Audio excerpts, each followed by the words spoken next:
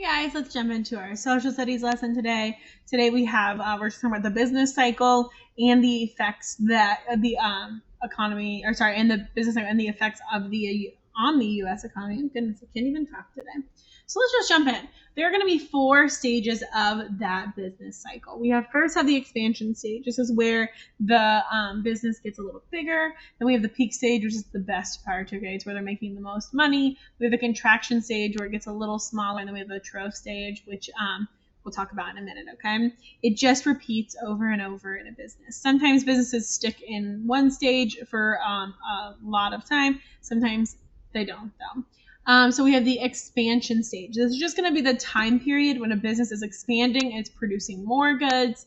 More employees need to be hired. It's a happy time for citizens, okay, employees and business owners. There's more money in the economy for this business, okay, from this business. So remember, we talked last week about how when there is more money in the economy, even the surrounding areas that the business is in are profiting, okay? Then we have that peak time. That's the best time period. It's going to be when a business is at its highest level of production, okay? It is impossible to predict when the expansion stage will reach that peak stage. Obviously, most business owners hope that it just, stays in the peak stage, okay? It is determined when the production and the hiring start to decrease, okay? Peak stage is acknowledged. So you don't really know you're in the peak stage until you're starting to come out of it, into that contraction phase. This is going to be the time period when a business production and hiring start to go down, okay? So think of it kind of like a mountain. So we're expanding, and then up here is the peak, and then it's contracting a little bit, okay? And then it's going to be, that contraction is just when things start to go down. A long contraction stage is known as a recession, okay? We've heard of these before. It's just when the economy is really, really low. During a recession, companies are going to be laying off workers. The business is going to be falling, okay? They're going to be producing less. It's not going to be good.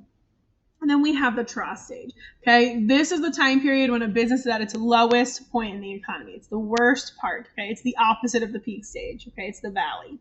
It can only be identified, again, it's kind of like the peak where you can only identify this stage when things start to pick back up, okay? Because it's the low point.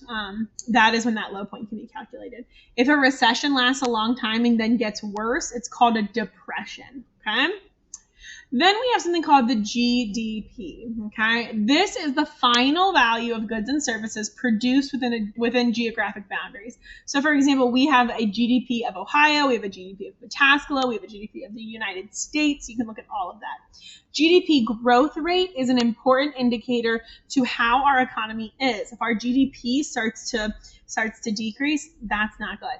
This video is posted on Buzz. Please, please, please go and watch it, okay? If I play it right now, you really won't get the sound, so I'm just going to keep going, okay?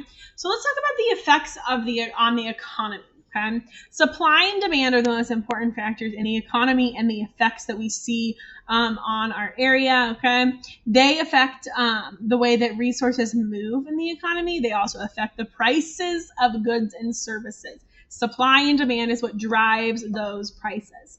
Watching supply and demand over time gives companies kind of an idea on how to price their goods and services.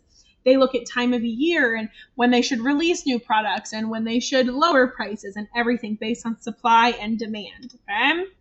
Demand, remember, is the amount of a good or service that people are willing to buy, okay? How much do they want? How much are they demanding?